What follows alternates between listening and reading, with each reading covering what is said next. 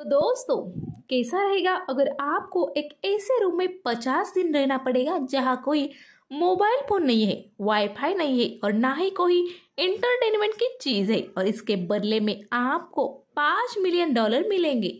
है ना सुनने में इंटरेस्टेड? पर जितना सुनने में अच्छा लगता है उतना आसान बिल्कुल नहीं है। और इसी कॉन्सेप्ट पर बेस्ड एक अमेरिकन साइकोलॉजिकल थ्रिलर मूवी को मैं आज लेकर आई हूँ, जिसका नाम है द इमैक्युलेट रूम, जिसका मतलब है परफेक्ट रूम। और ये मूवी आप एंड तक जरूर देखिए, इसमें आपको काफी इंटरेस्टिंग चीजें देखने मिलेगी। तो चलिए बिना किसी देरी के हम चलते हैं सीधे मूवी की तरफ।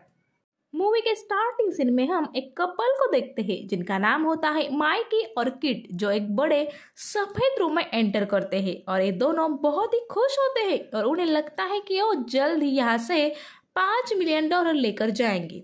रूम में जाने के बाद वो वहाँ एक लाल बटन को दबाते हैं, जिसके बाद उनका 50 दिन का टाइमर स्टार्ट होता है। तभी रूम में लगे स्पीकर से आवाज आती है कि इन्हें मैनिपुलेट रूम में 50 दिन रहना होगा और अगर वो 50 दिन यहाँ रुक सकते हैं तो उन्हें $5 मिलियन मिलेंगे।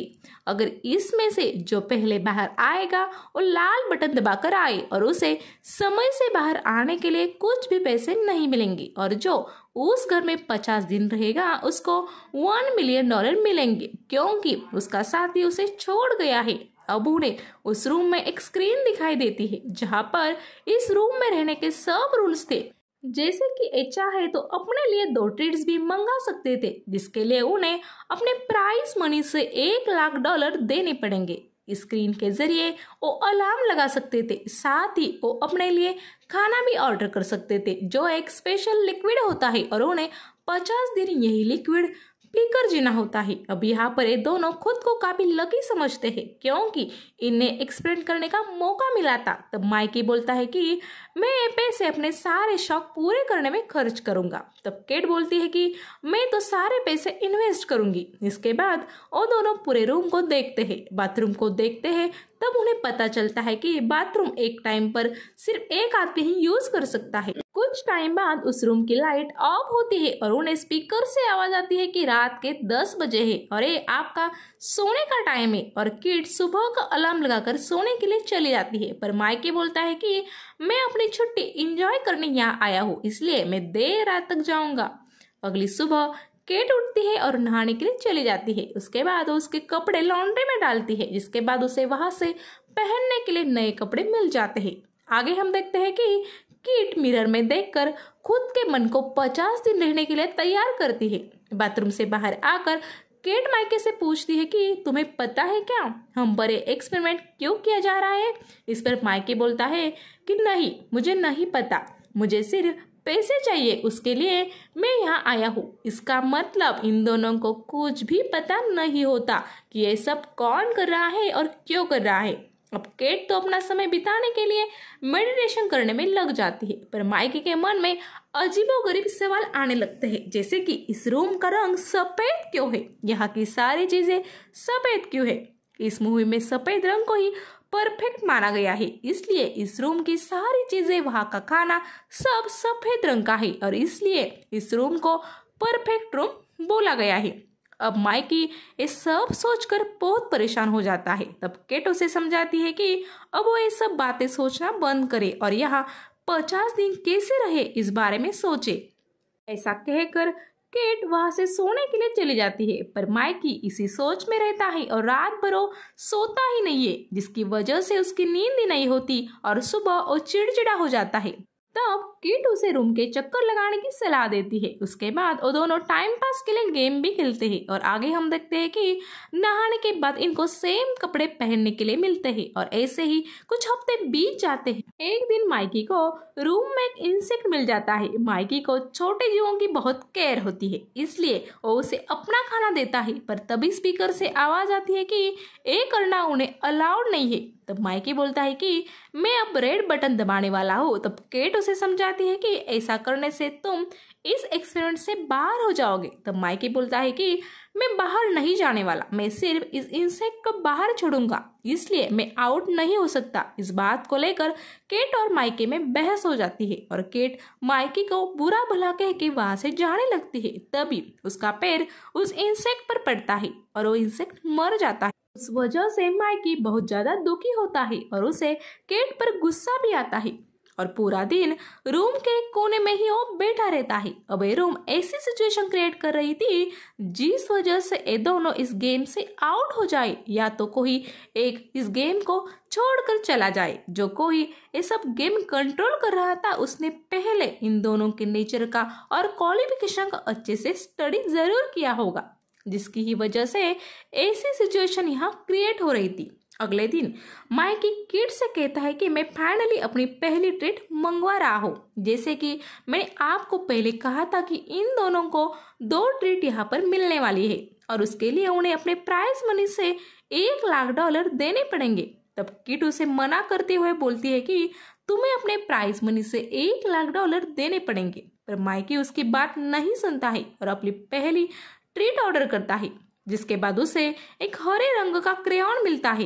ये देखकर वो बहुत ही ज्यादा शॉक होता है क्योंकि $1,00,000 के बदले में सिर्फ एक क्रेयॉन, पर उसे पेंटिंग अच्छी लगती थी इसलिए वो खुश भी हो जाता है और दिन भर सफेद वॉल पर कुछ ड्राइंग करता है, जिस वजह से अब उस रूम में कुछ कलर्स दिख रहे थे और वो देखकर उसे अच्छा भी लग रहा था। केट भी उसे अपना ड्राइंग बनाने के लिए बोलती है, जिसके लिए काफी टाइम लगने की वजह से केट बीच में से निकल जाती है और माइकी दिन भर ड्राइंग करके उस क्रेयॉन को फिनिश कर देता है। जिसके बाद उनके 30 दिन बीत जाते हैं और उन्हें एक सुबह बाथरूम में एक गन दिखाई देती है, जिसे देखकर वो दोनों डर जाते हैं और उस गन को अपने बेड के नीचे छुपा देते हैं। खैर, अब कुछ दिन के बाद उन दोनों को उनके फैमिली के वीडियो मैसेज दिखाए जाते हैं, जिसमें माइकी की बहन उसे बताती है कि हम लोग एकदम अच्छे हैं और हम सब तुम्हारे पैसे जीतकर आने का इंतजार कर रहे हैं। ये सुनकर माइकी खुश हो जाता है। अब किड के घर का वीडियो चालू हो जाता है, जिसमें उसके फादर बात करते हैं। वो बोलते हैं कि अब मैं सड़क पर नहीं हूँ बल्कि एक सेंट मेरी कॉन्वेंट में रह रहा हूँ और मैं तुम्हारे लिए बहुत ही खुश हूँ।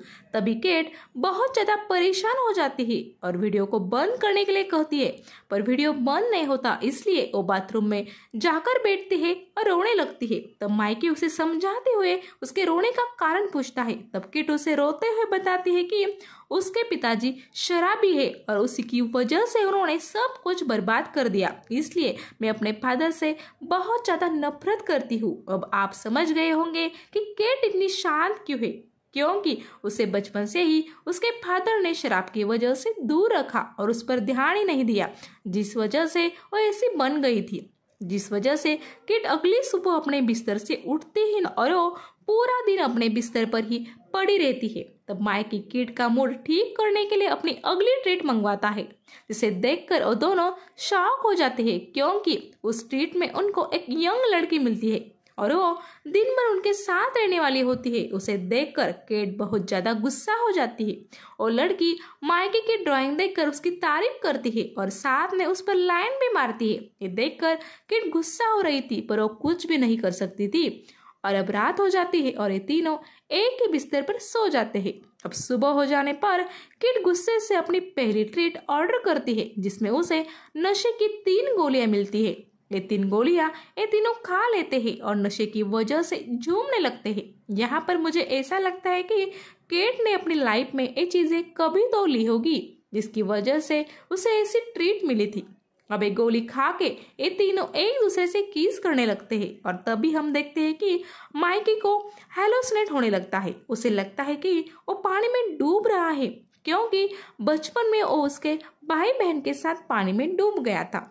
अब केट उसे संभालते हुए सुला देती है और रात भर केट और वो लड़की जिसका नाम होता है सिमोन वो आपस में गप्पे करती है और ऐसी ही रात बीत जाती है। या हम ये भी देखते हैं कि सिमोन और माइकी बात करते वक्त हाथ पकड़ते हैं, जिसे देखकर केट को बुरा लगता है। अब सुबह हो जाती है और केट देखती है कि सिमोन वहां से जा चुकी है क्योंकि 24 घंटे हो चुके थे।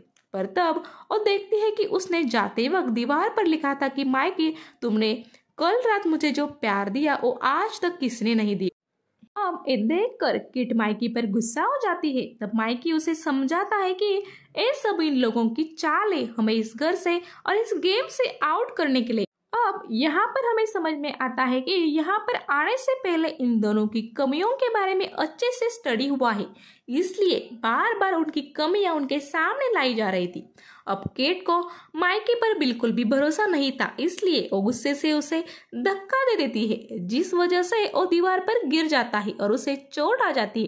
अब माइकी को गुस्सा आ जाता है और वो केट से बोलता है कि मैं पूरी जिंदगी तुमसे लॉयल रहा, तुम्हारी केयर की, तुम्हें अकेला न लगे इसलिए तुम्हारे साथ रहा, यहाँ तक कि मैंने मेरी पढ़ाई भी छोड़ दी ताकि तुम आगे बढ़ो, पर इसके बदले में मुझे क्या मिला? सिर्फ तुम्हारी नफरत और शक। अब केट को उसकी गलती का एहसास होता है और वो उससे माफी मांगती है। तब माइकी बोलता है कि मुझे डॉक्टर की जरूरत है, इसलिए मैं रेड बटन को दबाकर बाहर जाऊंगा, जिस पर केट उसे ऐसा करने से मना कर देती है। तब माइकी उस पर गुस्सा होकर बोलता है कि तुम अब लालची हो गई हो, इसलिए तुम्हें मेरे लिए कोई इंसानियत नहीं बची है, अब तुम्हें सिर्फ पैसा चाहिए, और वो लाल बटन को दबाने जाता है। तब किट बेड के नीचे रखी गन को निकालकर माइकी को धमकाती है, पर माइकी अब बहुत निडर हो गया था और उसकी कुछ भी नहीं सुनता और रेड बटन को दबाकर वहां से चला जाता है। अब माइकी के साथ $4 मिलियन भी कट हो गए थे। अब केट बहुत ज्यादा रोने लगती है और रोते रोते ऐसे ही सो जाती है। अगली सुबह उठकर वो माइकी के ड्राइंग्स को देखकर उसे बहुत ज्यादा मिस करती है और वहां लगे क्लॉक को देखकर उसे पता चलता है कि उसे अब यहाँ सिर्फ 2 दिन रहना है। पर वो बहुत ज्यादा डिप्रेस हो गई थी और वो भी रेड बटन को दबाने जाती है और यही सीन कट हो जाता है। के बाद नेक्स्ट सीन हम कुछ टाइम बाद का देखते हैं, जिसमें हम माइकी को देखते हैं जो जॉगिंग के लिए जा रहा होता है। तभी वो केट को देखता है जो सेंट मेरी कॉन्वेंट से बाहर आ रही होती है और ये दोनों अलग अलग हो चुके होते हैं। और इमैकुलेट रूम से बाहर आने के बाद बहुत दिनों के बाद वो एक दूसरे से मिलते हैं। तब माइकी उससे पूछता है कि क्या तुमने इमैकुलेट रूम का चैलेंज पूरा किया था? जिसके बाद केट कुछ बोलती नहीं, सिर्फ माइकी की तरफ देखकर मुस्कुराती है। आगे हम सेंट मेरी कॉन्वेंट के बिल्डिंग पर लिखे एक नोट को दिखाया जाता है। वहां पर ये लिखा होता है कि यहाँ की किचन किसी अज्ञात इंसान के डोनेशन से बनाई गई है, यानी कि उस दिन केट ने रेड बटन नहीं दबाया था, उसने वो आखिरी 2 दिन कंप्लीट कर लिए थे, जिसके बाद उसे $1 मिलियन मिल गए थे और उस कॉन्वेंट में उसके फादर और उनके साथ कई सारे लोग रह रहे थे, इसलिए उसने अपनी शांति के लिए उनको डोनेशन दे दिया था। यानी कि यहाँ पर इन दोनों को कुछ ना कुछ अच्छा मिला और जो भी इनके अंदर की बुराइयां थी वो बाहर आ गई थी और ये दोनों एक अच्छे इंसान बन गए थे। माइकी एक अच्छा पार्टनर डिजर्व करता था और वो उसे फ्यूचर में डेफिनेटली मिल जाएगी और केट को भी उसके फादर से पीस बनाने में हेल्प मिली और अंत में वो अपने अंदर के गिल्ट को मार पाई। अब हम मूवी के एंडिंग सीन में देखते हैं कि इमैकुलेट रूम में एक और कपल आ जाता है और वो रूम देखकर बहुत ज्यादा खुश होता है और सिर्फ 50 दिन में $5 मिलियन मिलने वाले हैं। इस सुनकर वो बहुत ही ज्यादा एक्साइटेड भी होते हैं, पर हमें पता है कि ऊपर से आसान दिखने वाला काम अंदर से बहुत ही मुश्किल है।